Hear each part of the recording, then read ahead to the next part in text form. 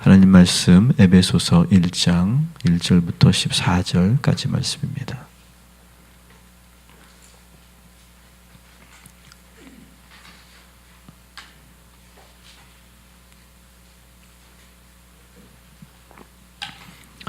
우리가 11월 한 달은 우리가 신약성경 에베소서 말씀을 우리가 묵상하도록 되어 있습니다. 그래서 오늘 에베소서에 먼저 개괄적인 그런 설명을 드린 후에 우리가 본문을 좀 함께 보도록 하겠습니다. 에베소서는 가장 중요한 핵심 내용은 교회에 관련된 것입니다. 그래서 이 교회라고 하는 것은 어떤 곳인가, 또 교회는 하나님이 원하시는 교회는 어떤 곳인가 라고 하는 아주 중요한 교회론에 대한 그런 설명이 여기에 실려 있고, 또 이 교회와 그리스도의 관계는 어떤 관계인가, 소위 그것을 기독론이라고 이렇게 말을 하는데, 그런 교회론과 기독론에 대한 교리적인 내용을 사도 바울이 아주 잘 정리한 그런 서신이라고 볼 수 있습니다. 방금 말씀드린 것처럼 이 서신은 여러 논란이 있지만 그래도 바울이 쓴 것으로 우리가 알려져 있고, 더구나 이것은 옥중 서신이죠. 바울이 사도행전에 보면 옥에 한 3번 정도 갇히게 되는데, 그 가운데 한 2년 정도 투옥되었던 로마 감옥에서 이 에베소서를 썼을 것이다, 이렇게 학자들은 추측하고 있습니다. 더구나 이 에베소 교회는 사도 바울이 2차 전도 여행 때 직접 개척한 그런 교회이기도 하고, 또 3차 전도 여행 때는 무려 거기서 2년 3개월 정도 체류하면서 직접 목회도 했던, 비교적 사도 바울은 오랫동안 어느 한 교회에 머물지 않는데 비교적 상당히 오랫동안 이 에베소 교회에 머물면서 직접 목회도 했던 그런 곳이 또 이 에베소 교회이기도 합니다. 지도상으로 보면 이 에베소라고 하는 지역은 소아시아, 지금으로 말하면 터키 지역에 있는 그런 곳인데, 이 아시아와 유럽을 잇는 아주 중요한 지정학적 위치에 있고, 또 무역과 상업이 성행했던 그런 중심지이기도 합니다. 그러면서 많은 그런 무역과 상업이 이루어지니까 수많은 민족과 수많은 그런 문화와 다양한 그런 종교들이 또 집합되어지는 그러한 곳이 바로 이 에베소입니다. 그러니까 경제적으로는 상당히 풍요하고 활발한 도시이고, 지정학적으로도 여러 면에서도 상당히 중요한 도시였기 때문에 사도 바울은 이 에베소라고 하는 이 도시에 지금 교회를 세운 것이죠. 그래서 이곳에서 복음을 전함으로 인해서 자연스럽게 모든 민족에게로, 모든 나라에게로 복음이 전파되어지는 아주 기폭제와 같은, 촉매제와 같은 그런 역할을 했던 것이 바로 이 에베소 교회다, 이렇게 볼 수 있습니다. 사도 바울의 그 전도의 특징은 뭐냐면 도시를 중심으로 교회를 세웠다라고 하는 거예요. 그래서 도시를 통해서 복음을 심고 교회를 세우고 전도를 하면, 거기서 복음을 들은 사람들이 각 자기들이 무역을 하러 나가든 다시 본국으로 돌아가든 다양한 루트와 경로를 통해서 그 복음이 확산되더라라고 하는 거죠.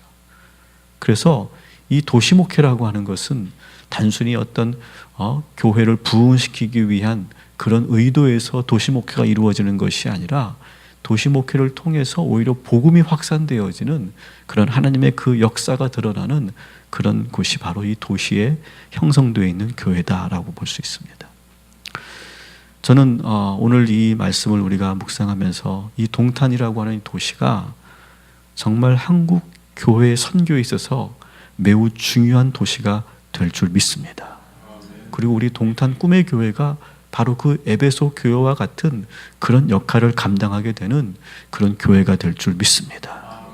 여러분들은 바로 그런 에베소 교회의 성도들이라고 하는 심정을 가지고 11월 한 달 동안 저와 함께 이 말씀의 은혜를 함께 나눴으면 좋겠습니다. 먼저 우리 1절, 2절을 우리 함께 읽도록 하겠습니다.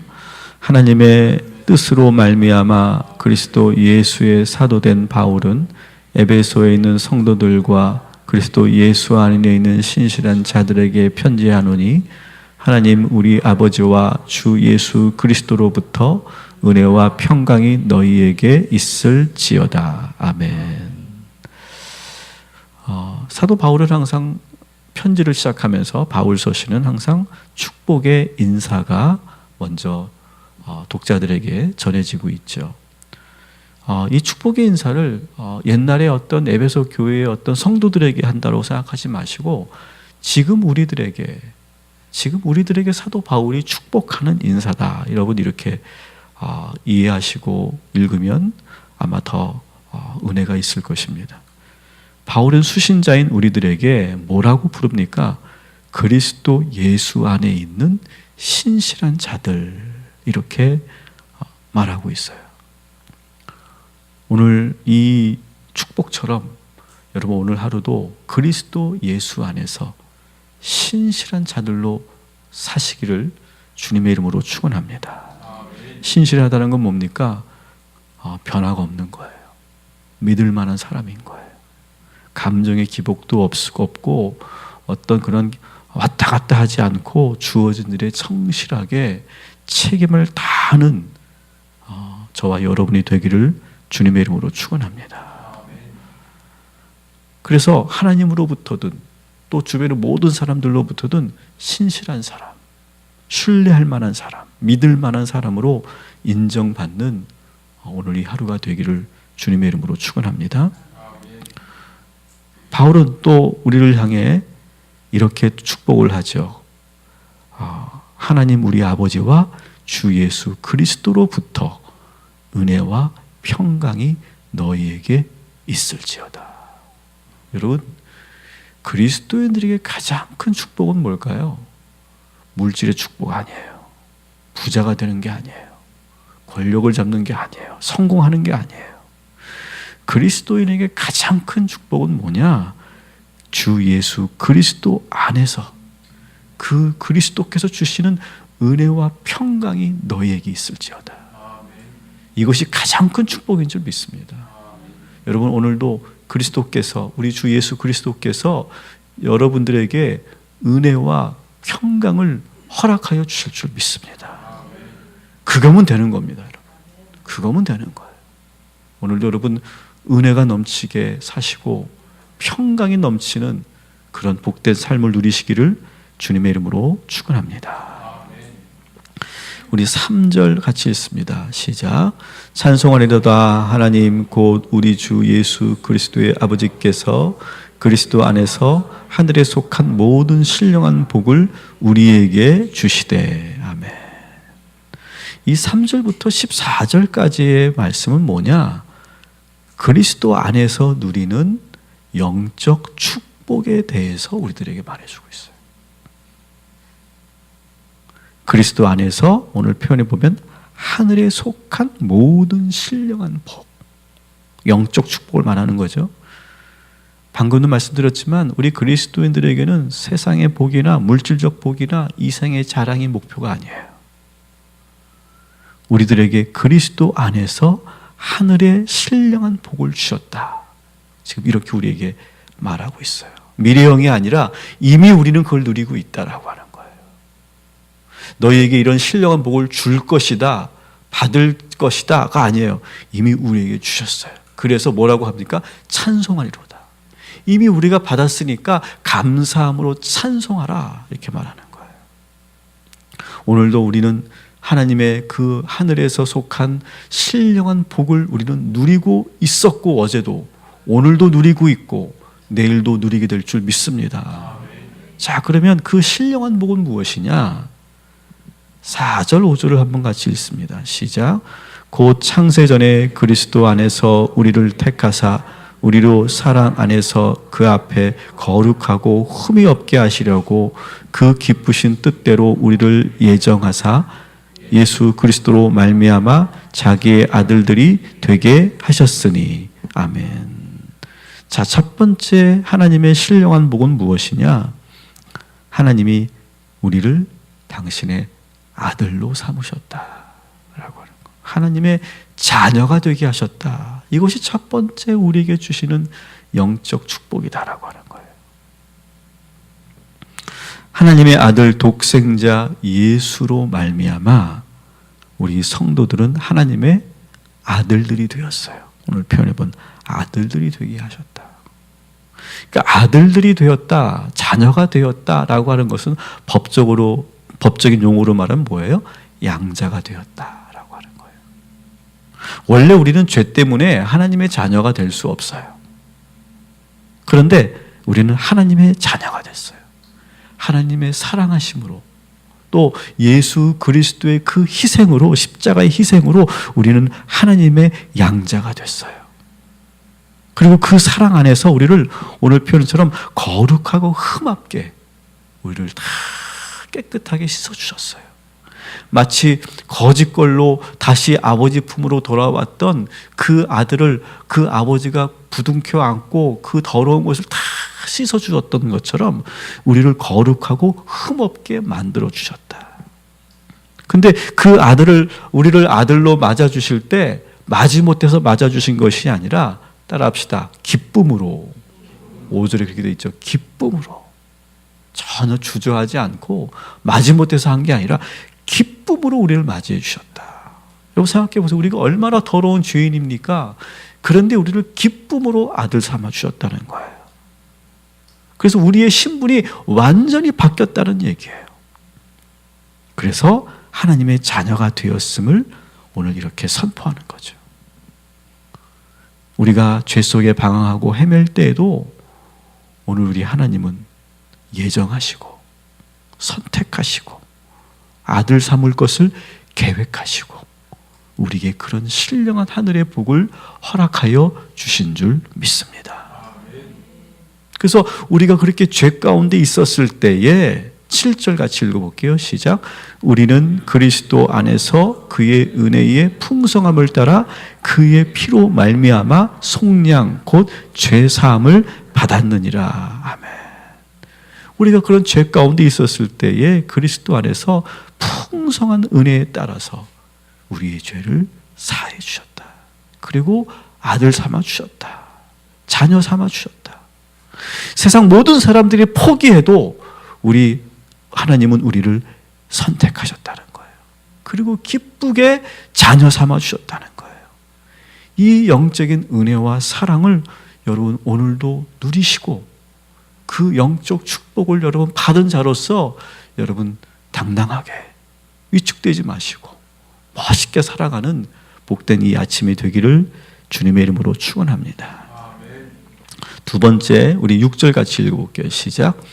이는 그가 사랑하시는 자 안에서 우리에게 거저 주시는 바 그의 은혜의 영광을 찬송하게 하려는 것이라. 아멘. 여러분, 이 은혜를 경험한 사람들은 하나님을 찬양 안 할 수가 없어요. 여러분, 우리에게 이 무한한 사랑을 주신 하나님께 오늘도 감사와 찬양을 올려드리시기 바랍니다.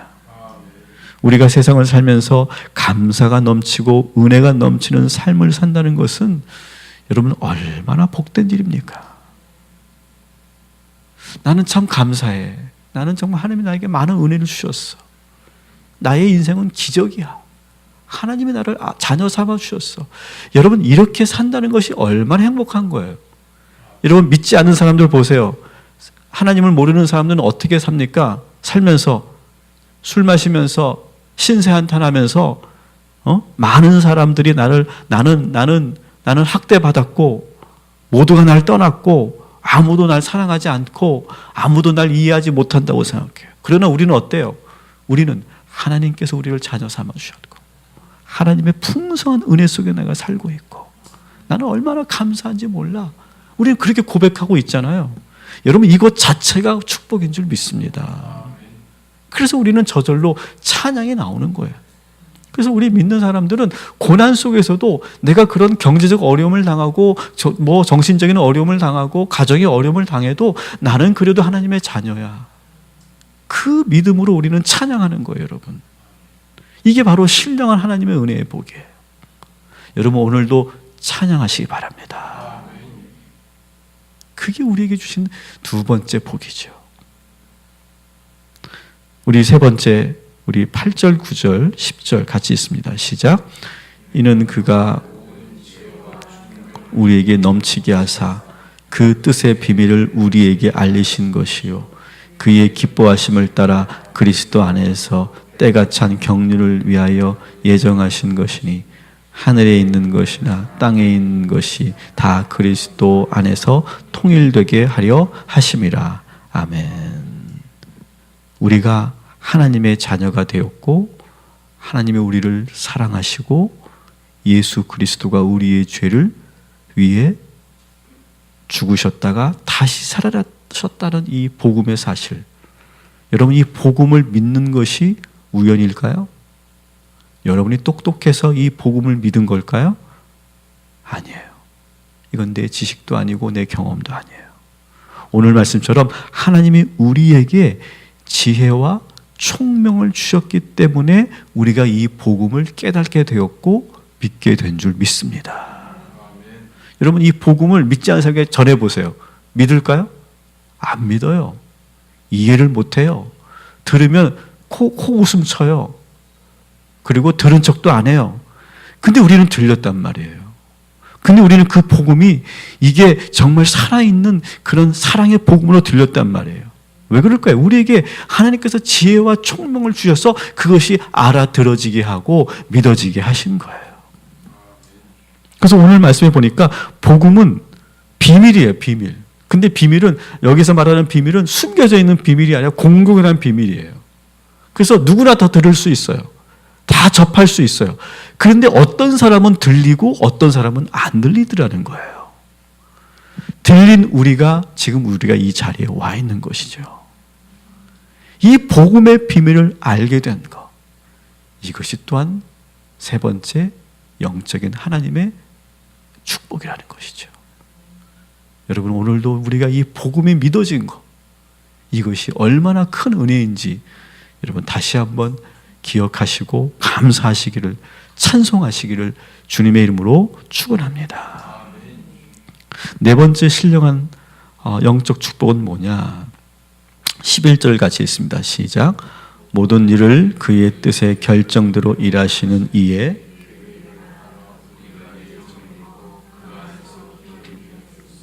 아멘. 우리는 내가 예수님을 믿었다고 착각합니다. 그러나 그렇지 않죠. 모든 것은 다 하나님의 계획 속에 있어요. 하나님 그 당신의 시나리오와 당신의 그 시간에 따라서 우리에게 여러 사건이 일어나기도 하고 우연처럼 보이는 일들이 다 하나로 그렇게 모아져서 결국 우리를 인도하시고 우리를 당신의 자녀로 삼으신 거예요. 저는 오늘 이 말씀, 이 11절 특히 이 말씀을 묵상하면서 참 전율이 올라왔어요. 어제 수요 예배 때 저희 아주 오랜 친구 목사님이 오랜만에 캐나다에서 이렇게 한국으로 오셔서 저희 교회 오셔서 설교를 해주셨어요. 이제 예배를 마치고 식사를 같이 하면서 정말 우리 그 친구하고 저는 정말 하루도 안 빠지고 마치 연애하는 것처럼 하루도 안 빠지고 매일 같이 어릴 때부터 놀고 공부하고 교회 다녔던 그런 친구 목사님이에요. 그분과 이렇게 오랜만에 이런저런 이야기를 나누면서 우리가 놀라워했던 것, 야, 우리가 어떻게 이렇게 목사가 됐지? 많은 친구들이 있었는데 그 친구하고 저만 목사가 됐는데, 야, 우리가 어떻게 이렇게 목사가 됐지? 사실 우리는 어릴 적에 목사가 되겠다고 계획해 본 적이 없어요. 그런 꿈도 꾸지 않았어요. 한때는 오히려 더 하나님으로부터 더 멀리 가려고 막 의도적으로 애썼던 사람들이에요. 오히려 그런 낌새가 있었어요. 하나님이 우리를 목사 만들 것 같아가지고 그래서 더 멀리 도망쳤었어요.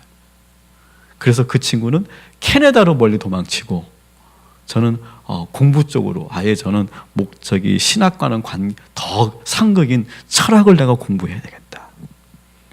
그리고 이렇게 수십 년의 세월을 내 뜻대로 산다고 살았는데 결국 목사가 되어 있는 거예요. 우리가 오늘 이 11절 말씀을 이 표준세 번역으로 읽으면 더 이게 생생한데 이렇게 번역을 해놨어요. 모든 것을 자기 뜻대로 행하시는 하나님께서 자기의 계획을 따라 예정하셔서 그리스도 안에서 우리를 상속자로 삼으셨습니다. 우리는 내 뜻대로 산다고 생각해요. 내가 멀리 도망친다고 생각해요. 내 계획대로 산다고 생각해요.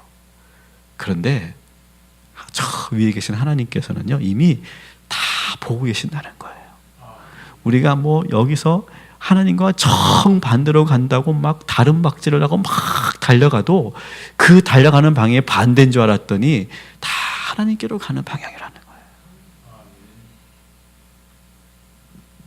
이게 바로 우리 인생이라는 거죠.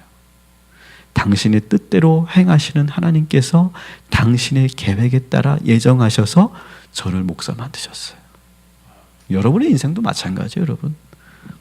우리는 여러분들도 막 그냥 여러분들이 느끼는 대로 여러분의 자유대로 산 것 같죠? 그럼 어떻게 됐어요? 결국 우리는 이렇게 한 교회에 모였잖아요. 우리는 이렇게 권사가 되고 집사가 되고 성도가 되었잖아요. 이런 하늘의 영적 신비, 하늘의 이 영적 은혜를 받은 자들이 바로 우리라는 사실을 오늘 이 시간 믿으시기를 주님의 이름으로 축원합니다. 그러니까 여러분 앞으로도 걱정하지 마세요. 다 하나님의 경륜 속에 있어요. 하나님의 그 계획하심 속에 있어요. 당신의 계획대로 당신의 뜻대로 모든 것을 이루어 가세요. 이것만 믿으시면 우리가 두려워하거나 걱정할 것이 없음을 믿습니다.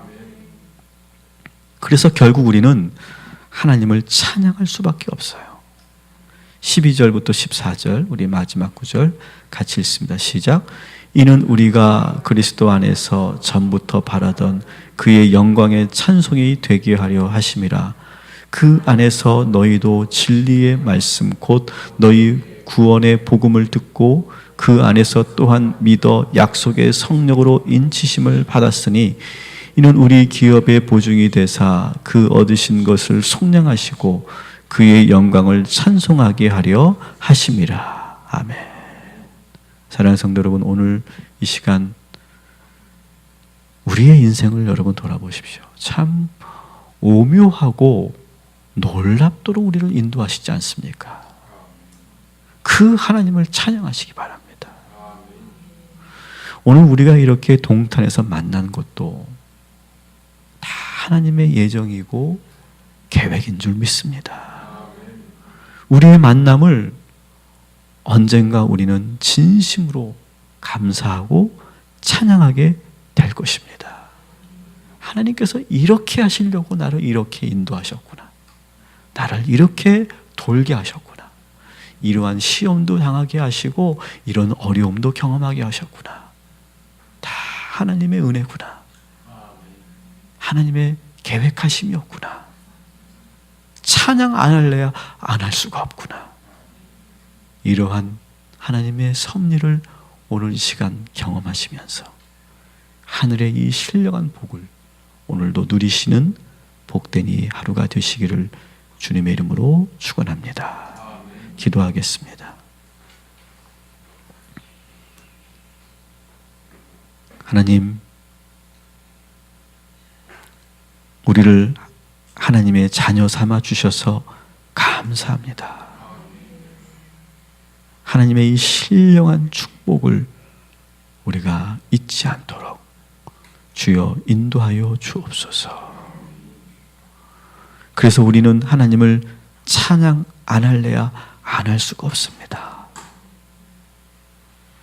우리에게 특별히 지혜를 주시고 총명을 주셔서 그 지혜가 넘치게 하셔서 남들은 아무리 들어도 믿어지지 않는 복음이 들리게 하시고 깨달아지게 하시고 믿어지게 하신 거 감사합니다.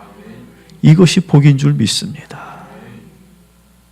그리고 우리의 인생도 다 하나님의 결정대로, 하나님의 계획에 따라, 그 예정에 따라서 우리를 인도하고 계심을 믿습니다. 이 복을 오늘도 누리는 이 아침이 되게 하여 주옵시고, 오늘 한없이 하나님께 감사의 찬양, 영광의 찬양을 올려드리게 하여 주옵소서. 우리 희강이를 위해서도 기도합니다. 우리 희강이도 그런 하나님의 경륜 속에 있는 줄 믿습니다. 지금은 어렵고 힘든 시간이지만 나중에는 하나님께서 왜 이렇게 우리에게 이런 어려움을 주셨는지 깨달아 알게 하시고, 그리고 찬양하시게 하나님께서 인도하여 주실 줄 믿습니다. 이 고난을 우리 희강이가 잘 이길 수 있도록 주님 축복하시고, 이제 비전업 청소년 센터에서 이제 치료받았던 우리 은혜가 6년간의 백혈병을 이제 잘 이기고 그 치료를 모두 마치게 하신 하나님, 하나님께 감사와 영광을 올려드리고 우리 희강이에게도 그러한 감사와 영광의 시간을 허락하여 주시옵소서. 우리 고3 수험생들도 주님 함께 하셔서 지금은 어렵고 힘들고 또 내 생각, 내 뜻대로 내가 하고 싶은 일이 너무나 많겠지만, 그래서 그렇게 하나님께서 자유를 주시겠지만, 그러나 우리 자녀들 결국 하나님의 뜻과 경륜 속에서 하나님께서 우리 자녀들을 인도하여 주실 줄 믿습니다. 우리 자녀들 각자의 그 위치에서, 자리에서, 환경에서 하나님 열심히 살게 하시고, 그리고 결국 하나님의 뜻 가운데서 모아지는 하나님의 귀한 우리 자녀들 되게 하여 주시옵소서. 오늘도 우리 동탄 꿈의 교회 모든 성도들, 에베소 교회의 성도들과 같은 마음으로 복음을 도시화하고, 도시를 복음화하고 복음으로 품는 믿음의 전도자들 되게 하시고, 하늘의 신령한 복을 받아 누리는 복된 하루가 되게 하여 주시옵소서. 예수님의 이름으로 기도합니다.